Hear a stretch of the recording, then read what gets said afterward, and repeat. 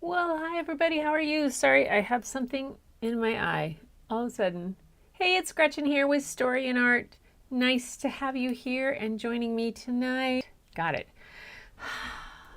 I hope everybody's having a great evening. It is roasty toasty here in the great Northwest. Yes, we are up to like, what's the temperature right now? It is something like, weather. 93. Yep. It's 6:30 at night and it's 93 degrees. Fortunately, my studio is kind of like half daylight basement type thing. So it stays very cool and nice. And but the shades upstairs are pulled and closed and things are shut down pretty quick because the sun doesn't come in too bad on the south side, which is we only have like one window on there because the forest is over there and it kind of blocks it. But we have big western exposure windows, and well, boy, when that sun comes around, and it can roast you up upstairs. So, but it's still pretty darn nice to have it be nice. Yeah, and Layla was. I talked to Layla today, and it was. At the time it was 91 here and it was 101 where she was. So I can't complain. And it only lasts a short time, so it's not a big deal. Yeah, Needles. I have been to Needles once. Oh, oh my goodness. What? Layla, hang on. Layla just sent me something. She just sent me, look how pretty. She sent me a text message. Hang on. Open it up. Where did it go? There it is. Look how, where look how pretty. Oh, she sent me a picture of a rainbow. Yay, very cool. Very pretty. I'll tell her you guys all say hi. Everyone on the stream says hi. Oh my goodness. So anyway,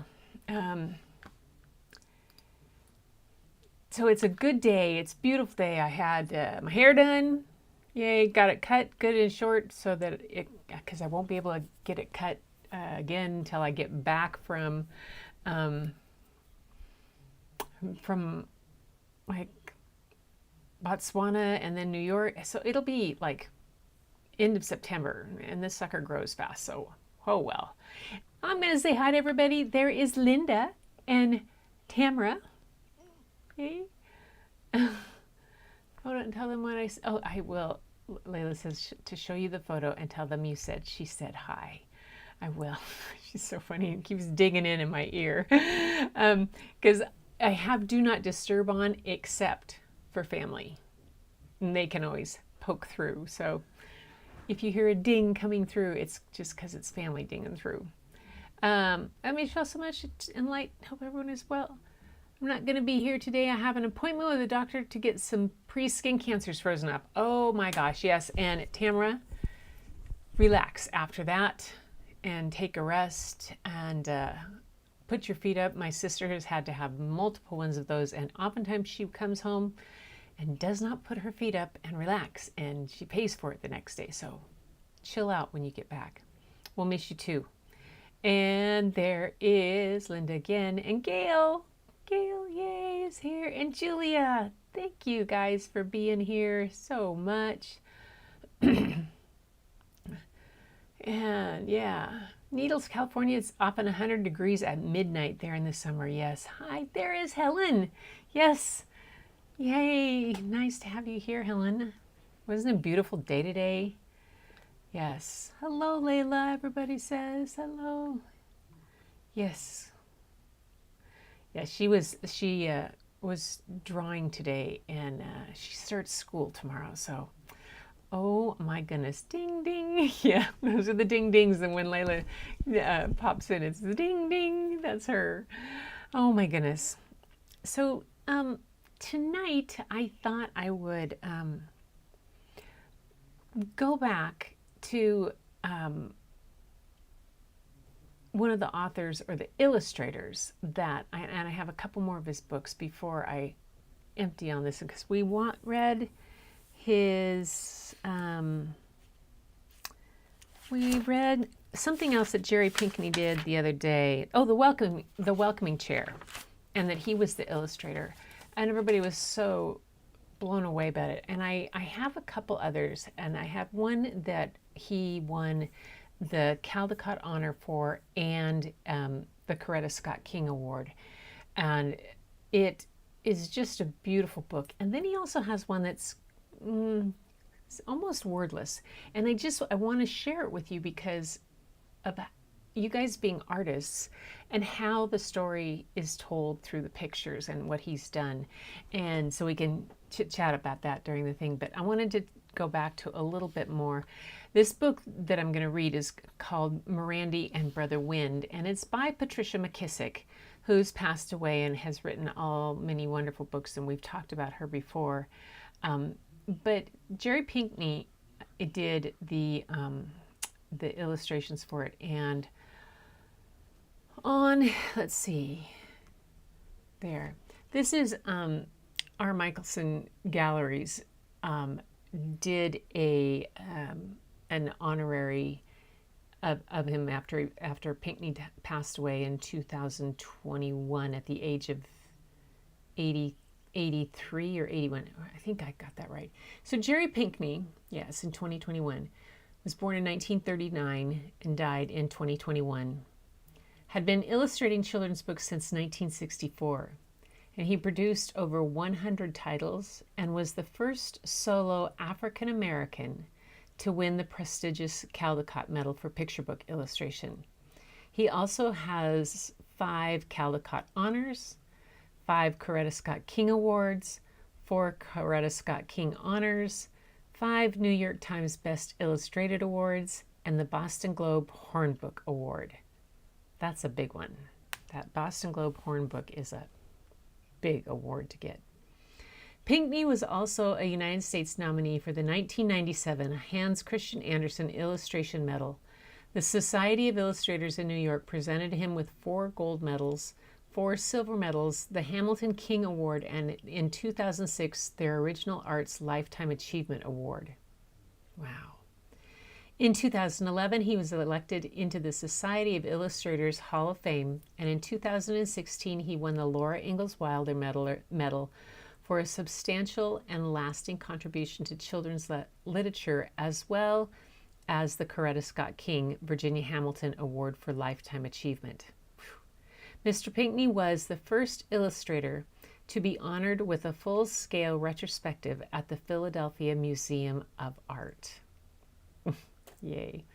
On behalf of, let's see, that their dear friend was widely considered the greatest illustrator of our time, and while we were honored to show his art, it was his kindness and warmth that garnered him a special place within our gallery family. Our hearts are heavy, and the thoughts of love are with Gloria and the entire Pinkney family.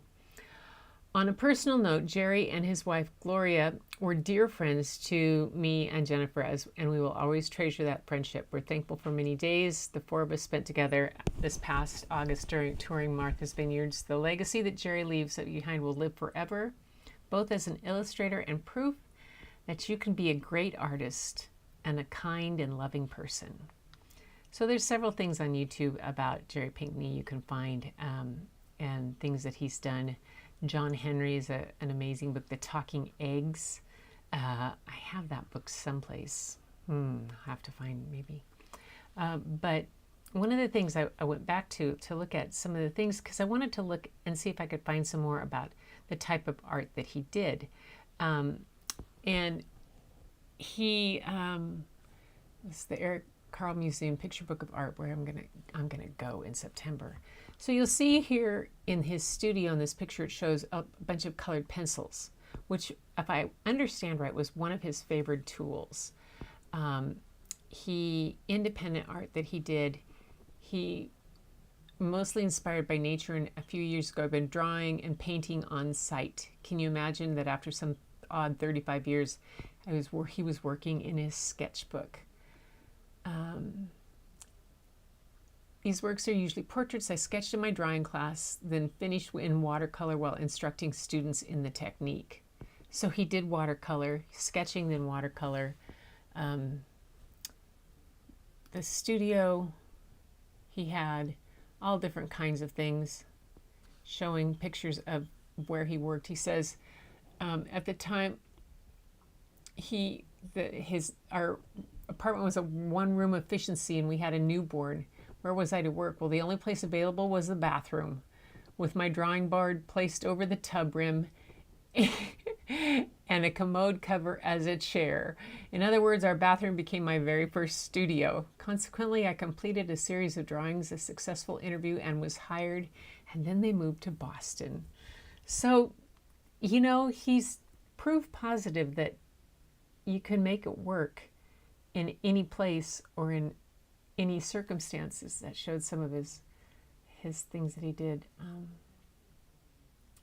Just beautiful, beautiful. The children's books on In Plain Sight. In Plain Sight, I have on hold. Three Billy Goats Gruff, A Home in the Barn was his latest book. And Three Little Kittens, I had that, used to have that. Just, he did a great, wonderful things. His book of Noah's Ark is absolutely beautiful.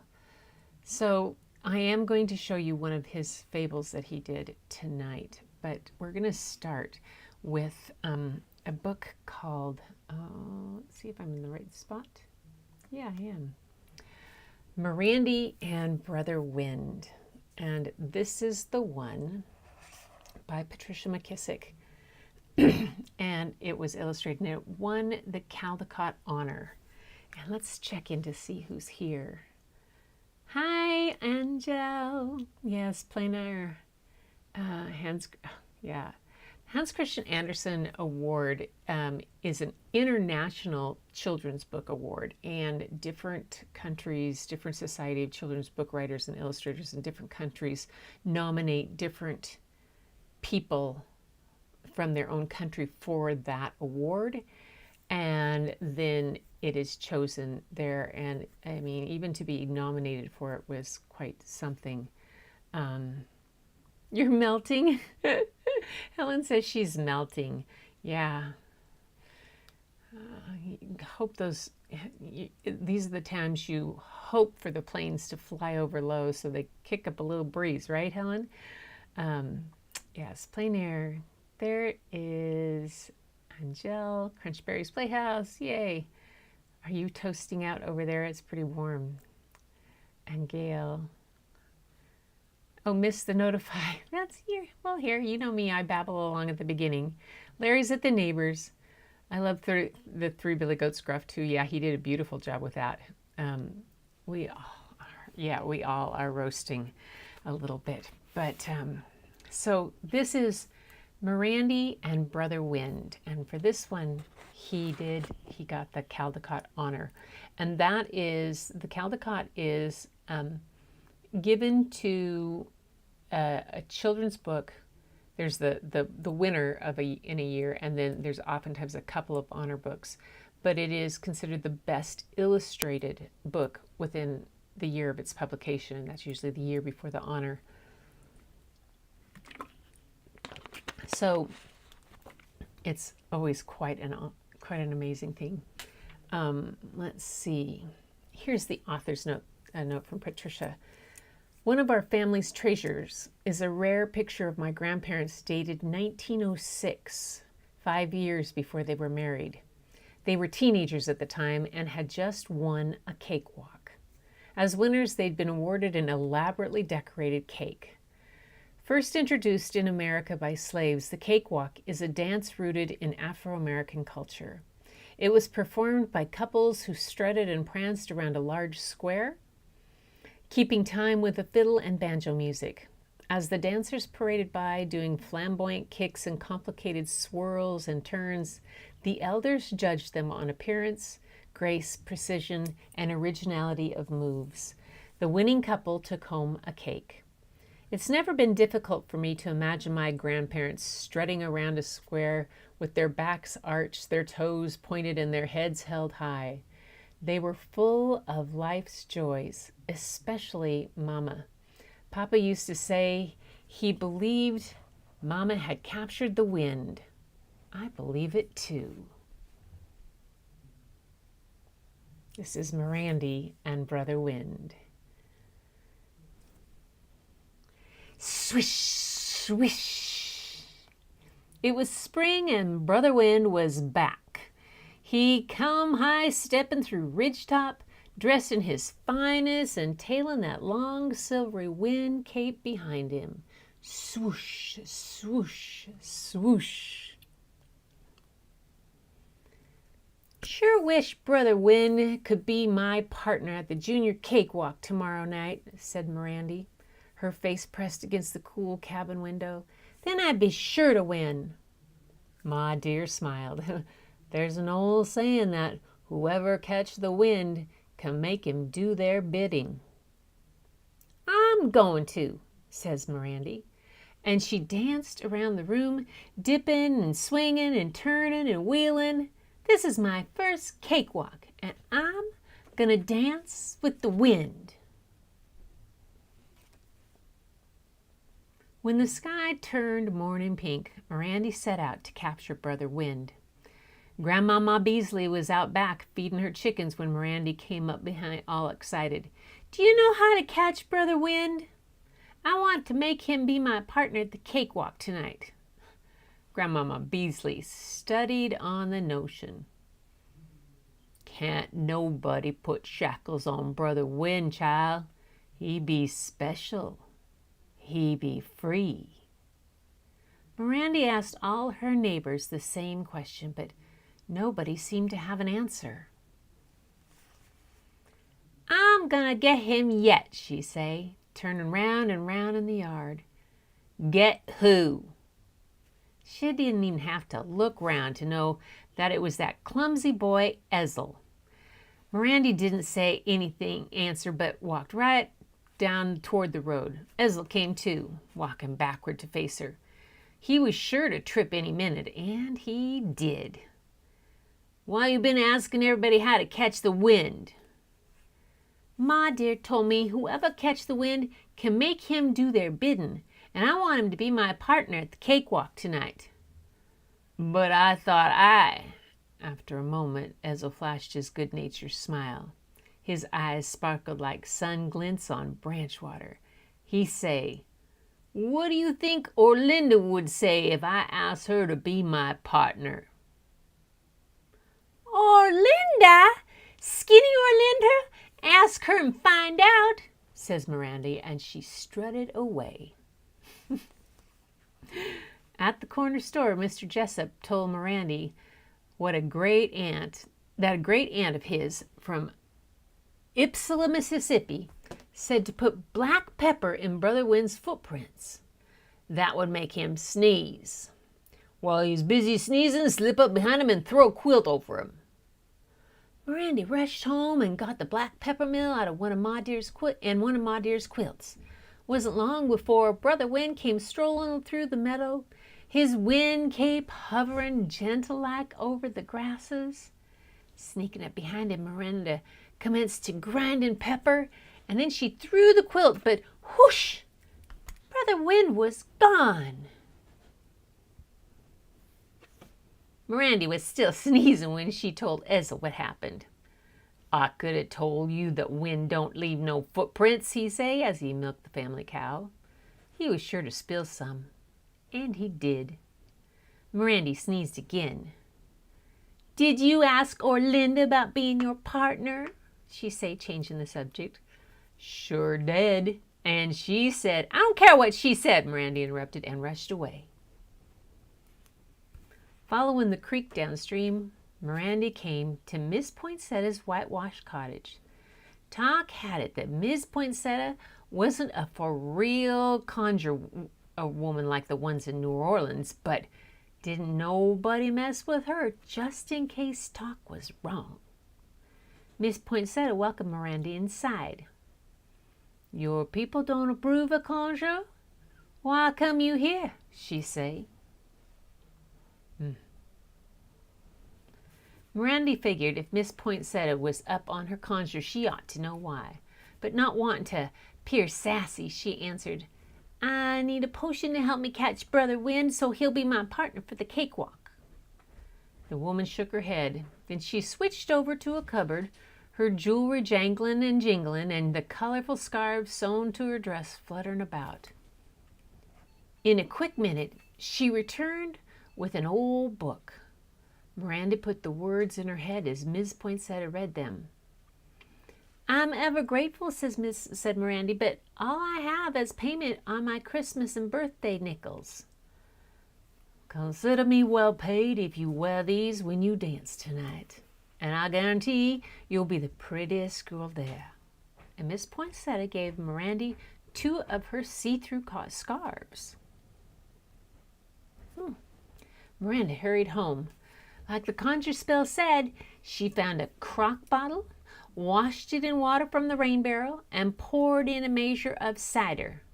Then she made her way to the big willow down by the branch and set the bottle in the tree's north side. Nothing left to do but wait. For long Brother Wind come out of the woods. Miranda had never seen a body stand so tall or hold his head so high. The conjure was working. He smelled the cider. With a big whoosh, he jumped into the bottle. I got you! Miranda pushed in the cork and danced round and round.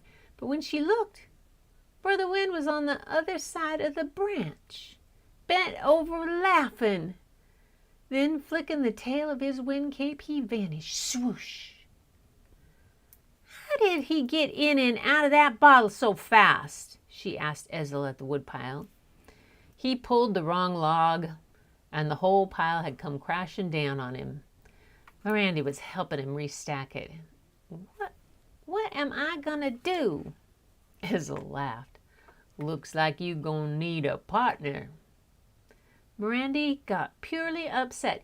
You laughing, but just wait. I'll catch him yet, she shouted, and then left in a huff.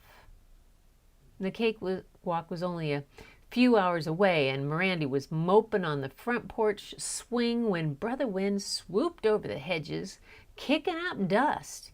He leaped over the lilacs and around the snowball tree and into the barn. And while he was inside shaking the rafters and scaring Ma Dear's hens, Miranda slipped up quiet-like and slammed the door. No way for him to get out, 'cause Pa had stuffed all the cracks. I got you, she said, clapping her hands. Now you got to do whatever I ask. At dusk, the neighbors from the ridge started gathering at the schoolhouse, everybody dressed in their Sunday best. The fiddlers stood in one corner, and Grandmama Beasley and the other elder folks sat in the judges' seats. Elder Thomas brought in 2 big triple-decker cakes, one for the junior cakewalk winners and the other one for the grown-up winners. Somebody drew a big square in the middle of the floor, and the cakewalk jubilee began.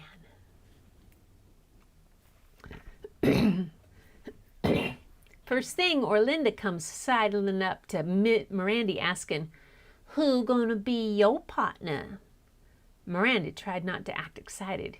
He's real special. Then she added, I wish you and Ezel good luck. Y'all gonna need it. Me and Ezel? Girl, don't be silly. He asked, but I wouldn't dance with that old clumsy boy for nothing, she said, fanning herself. Why, he can't even now walk and breathe at the same time. I didn't want him tripping over my feet in front of the whole county. And the girls laughed. Miranda put her hands on her hips and moved right in front close to Orlinda.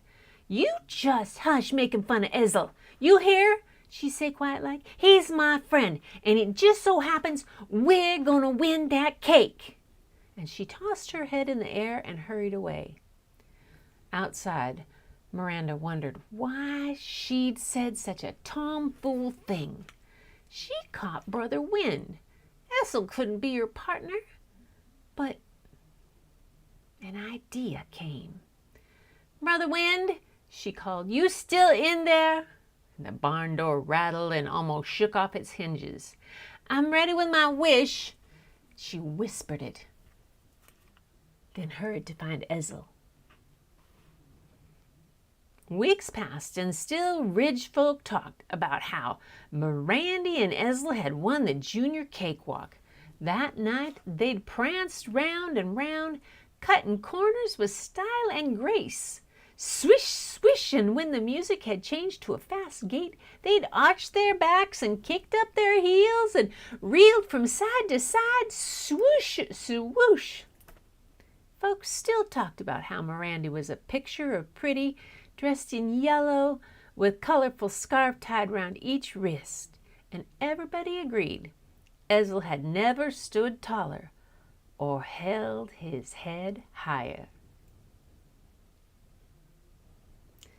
When Grandmama Beasley had seen Morandi and Ezel turning and spinning, moving like shadows in the flickering candlelight, she'd thrown back her head and laughed and said, "Them chillun is dancing with the wind." And that's Morandi and Brother Wind. This one he did. Pinkney used watercolor. You can see all the beautiful sketching and then the watercolor on it. I love the girls' dresses and the cakes. Okay. I love that. I wonder where cakewalk.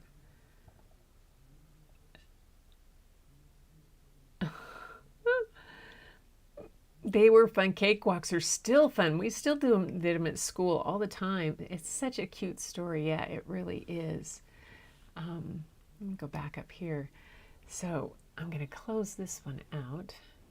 Now, his artwork is, in this next story, is really the main part of the whole story, because Pinkney did this story himself, and it is his own illustrations, and he wrote the story, and it's a fable that he redid, and I think you'll recognize it.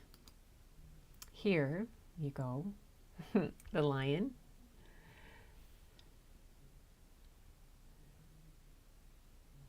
Let's see. Sometimes even the king needs help, and little friends may prove to be great friends.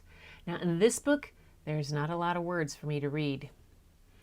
So I really wanted to just show it to you so you could see the details of his work and how he told the story all through this with just illustration.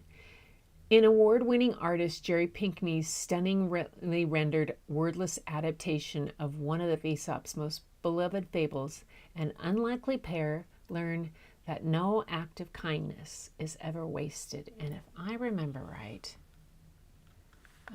hang on,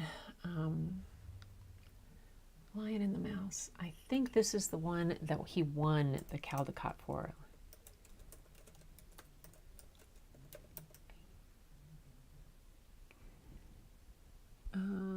Pinkney. There we go.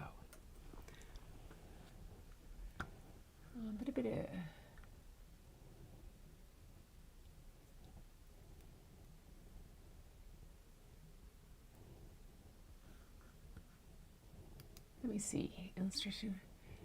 On the Mouse story. Yes,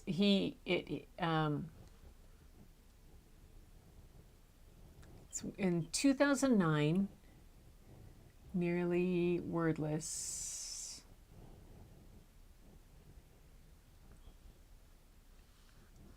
Yep, this was the one he won the Caldecott for.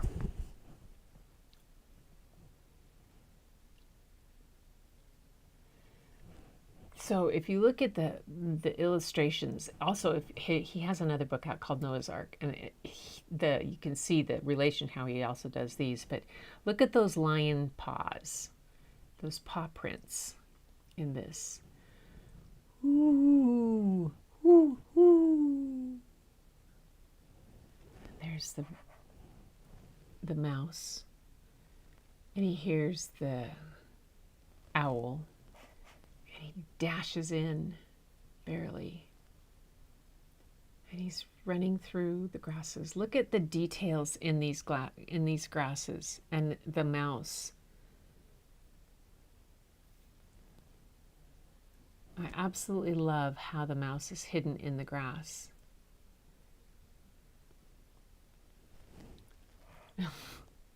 Oops, I did something wrong there. Hang on, I went to the wrong page. I meant go back. What happened? There we go. So you see how the mouse is trying to get away and he thinks he's in the dirt and he crawls up on to the lion and he has him trapped.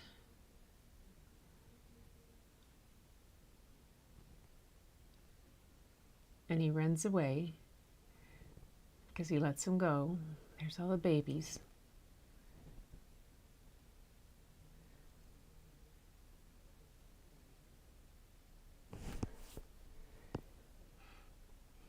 Ah, some poachers. The hunters, I prefer to call them poachers. And the lion is walking through and he steps into the trap.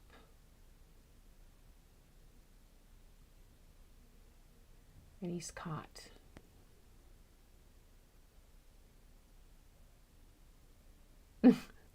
Look at the look. And he's roaring. I want to see if I can get it to show a bigger picture. There he is. He's roaring. I might be able to show them. Yes. So he roars and roars. You can see the pictures, bigger pictures this way. And, oh, hang on. I'm going to do something real quick. That's kind of bright. Hang on.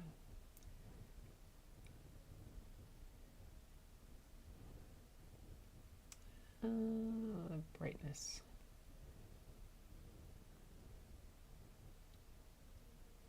Nope, that doesn't do any better. I was wondering why it was so bright.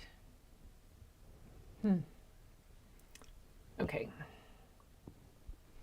And there's the lion. And the mouse comes and starts to scribble scrabble because the lion let the mouse go. And so the mouse has come to help.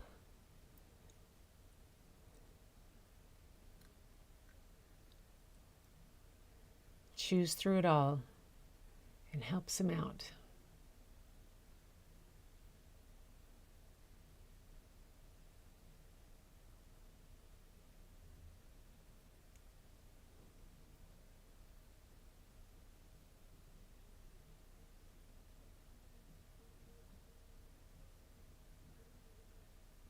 And he takes him back to the little bits of rope and everything. To the little ones. Look at those little mice. I just love them.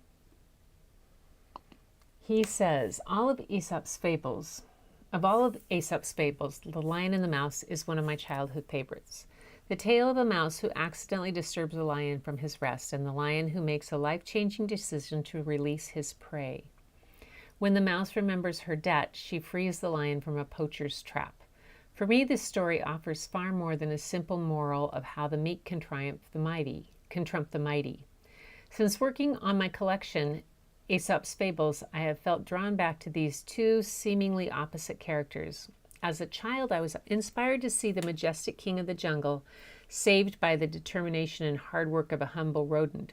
As an adult, I've come to appreciate how animals are equally large at heart.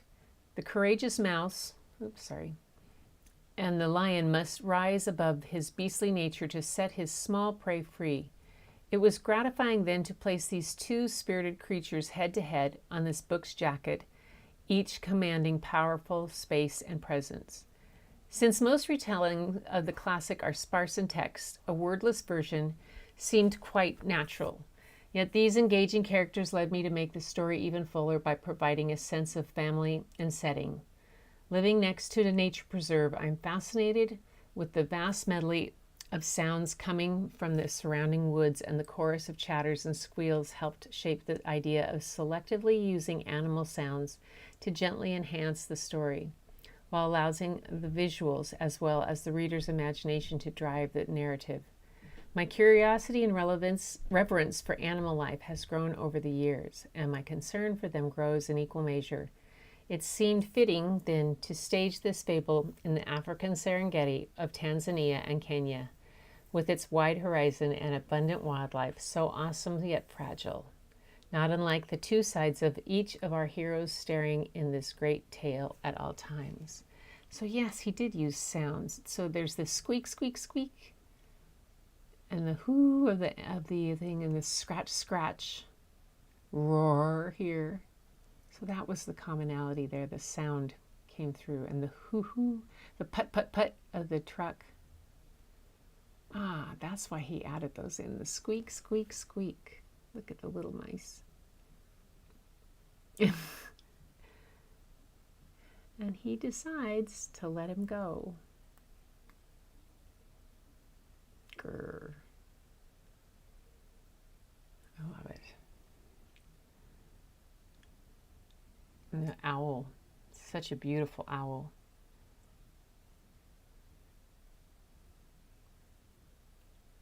And all the animals.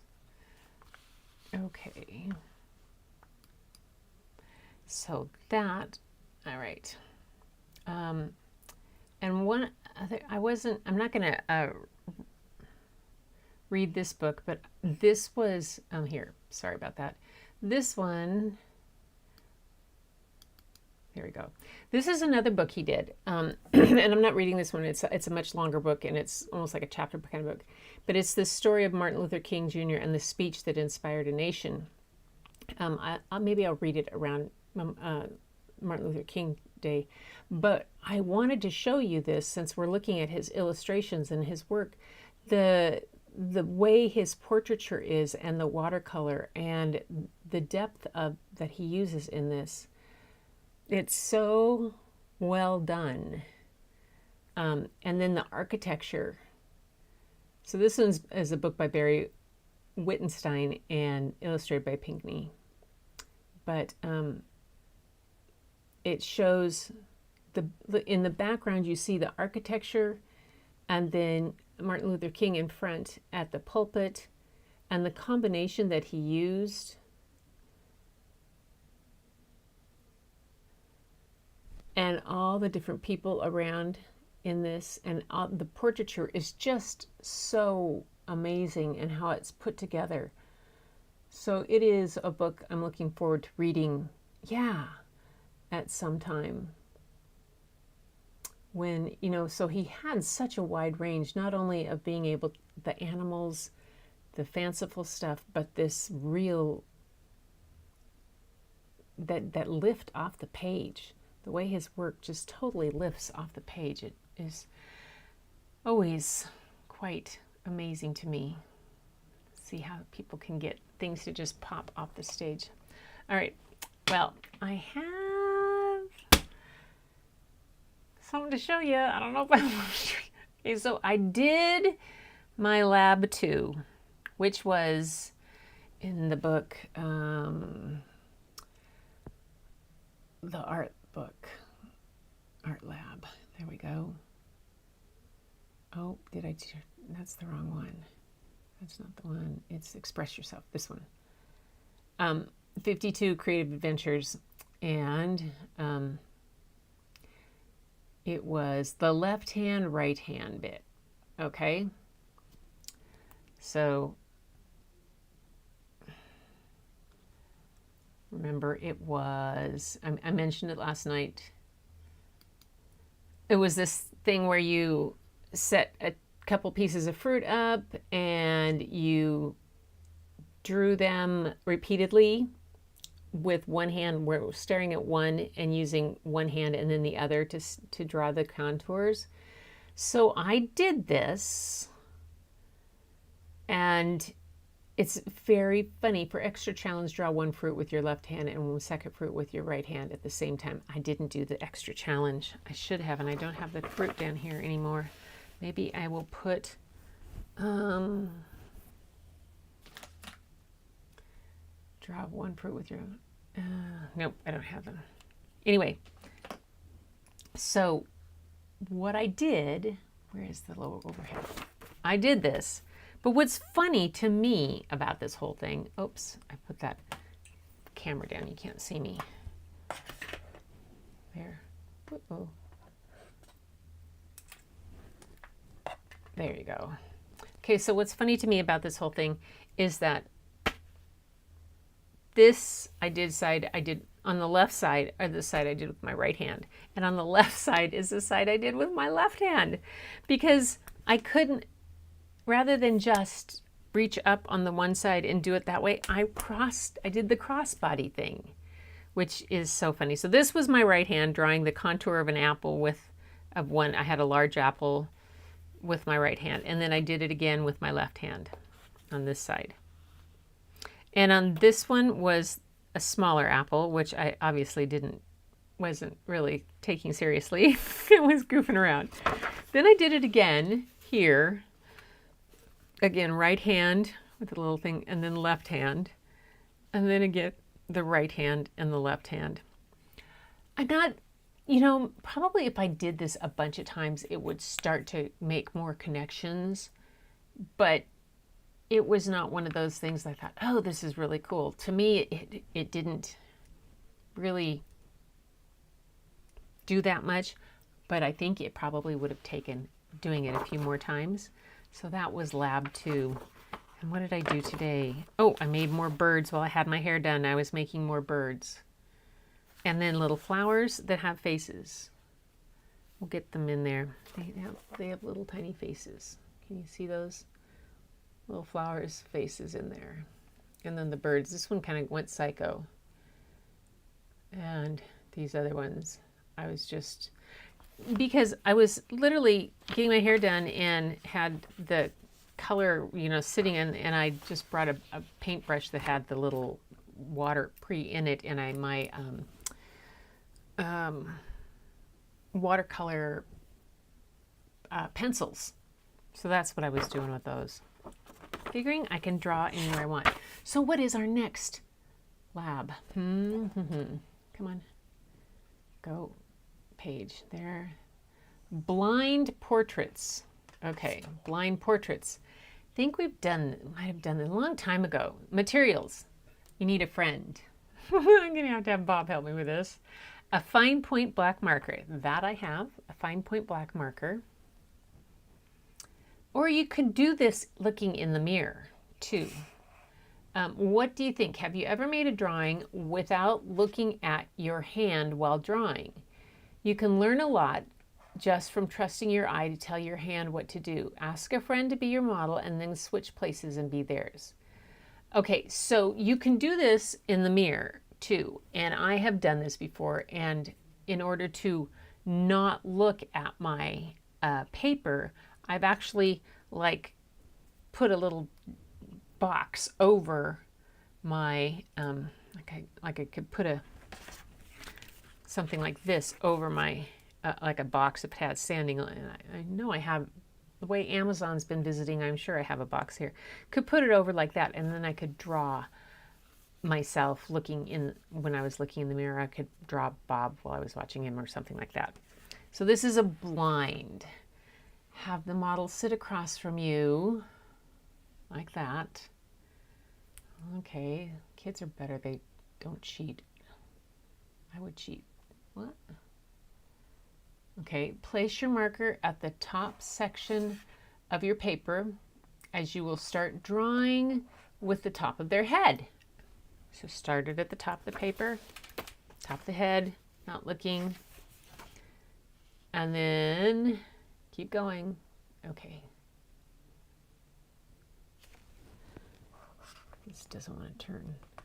Keep your eyes on your friend. Begin to draw what you see. Do not look at your hand. It takes a while to get used to this process, but don't give up. And we'll see what we get. If any of you guys ever send me any of these, you might have sent me stuff today, but continue the drawing. Oops. By keeping your eyes on your friend, Notice the shapes and lines you see in their face and hair. When you're done with the drawing, take a look. The results are surprising and sometimes silly. This is a really great way to train your hand to draw what you see. Okay. Yeah, I can remember doing this with kids. It was fun.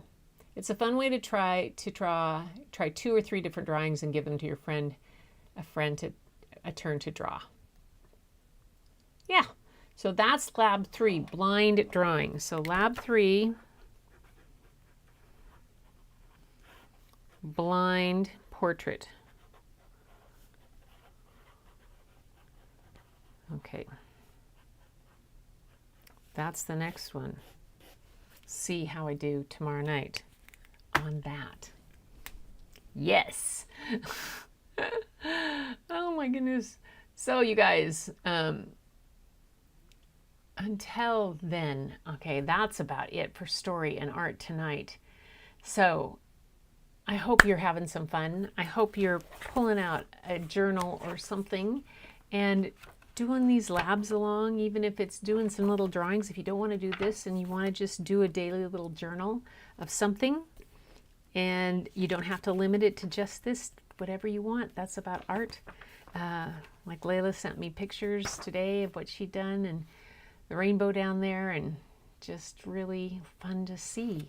And yeah, when a forger practices forging a person's signature, they do it with their left hand. Oh my goodness, I had no idea.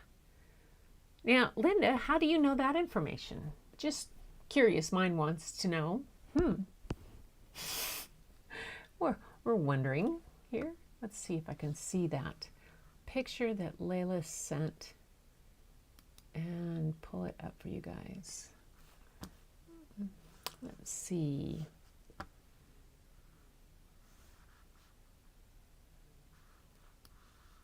Where can I put it? Oh, here, I know what I'll do. Let's make a new scene. And I'll pull over Layla's. She wanted me to share this picture she took of the rainbow today. Out of the car from where they were. So she was taking a picture of a rainbow. She sent me a message and said, show them the picture and tell everybody I said hi. That's my girl. That's my girl. Yay. Oh, so hang on. Whoa. That jumped. That wasn't supposed to jump in there. So anyway, it got ahead of me. It went to the next one. But that's okay. Hey, you guys, thanks so much for being here tonight. And I'll put that, I've got to figure out a new way to put that camera up. I had it figured out, but now it shows in one other camera. So another little thing, fiddling around, but at least my iPad worked tonight and didn't block out the whole book of everything, which was, whew, and things seem to be happier. I just have to remember to turn it off and turn it to airplane mode when I'm not using it so that it's not downloading everything. Oh my gosh. Anyway, you guys, it has been a delight to be here. I hope you really enjoyed some of these works by Jerry Pinkney. It is always fun when I find new, well, he's not even a new artist, but find artists that have such a wide range of work that can fit so many different things, from fables to, to fun fairy stories like Morandi and Brother Wind, to the other story like The Welcoming Chair. I mean, and so many across cultures. He's just so talented. It's beautiful. And I thank you for being on that journey and helping me go along and investigate these artists even further and open up my own artistic little journey that I have. It's nice to peel back a layer and to find new things to do. So you guys, take care. Thanks for being here tonight. I have to hear that before Linda's about left brain, right brain stuff. They write, yes, I know. I work the next 5 nights. I'm hoping to pop in and say hi. Okay, Helen, work safely. Did some reading up on a few years ago regarding, oh, she says, Linda, you're fine. She's, let's see, that deserves, let's see if I can Hang on, let me see if I can do this. There we go.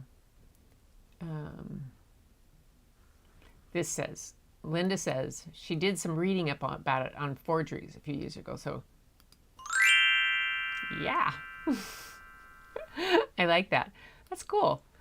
Yeah, I think I'd read someplace about different kind of things that they had to, that forgers do, or the things that, I mean, I didn't ever try to write my dad's name. In the other hand, I probably would have had more success at forging it. It was impossible to forge my father's name. Anyway, Aesop's fables are the best. Thanks for all right, you guys, I'm glad you liked. Night all. Smooch you. All right, you guys, I am going to send you all with a big applause. Yay for being here. I had forgotten about my little sound effects. And there's a new one. Is this a party noisemaker? Yeah. On that note, it's time for me to go and to wish you all the best. And until next time, keep looking for the beauty hidden in plain sight. It's all around, and you know where it is first. It's in your mirror. And I will see you next time. Take care, everybody.